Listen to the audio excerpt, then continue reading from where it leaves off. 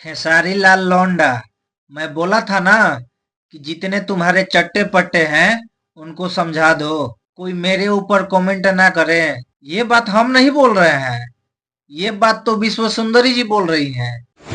केसारी लाल छक्के, मैंने बोला था ना तेरे से कि जितने तेरे चट्टू पट्टू हैं उनसे मना कर देना कि मेरे में कमेंट ना करे गलत गलत। नहीं तो मैं जहाँ रहते हो ना वहीं से उठा लूंगी और ऐसा सुनाऊंगी ना, अगवाड़ा से पिछवाड़ा से धुआं धुआं उठेगा।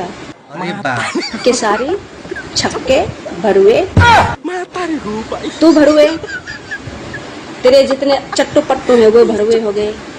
तो उनसे मैं यही कहना चाहती हूँ, मेरी वीडियो में गलत गलत कमेंट करोगे ना तुम लोगों की फाड़ दूंगी। समझ में आया?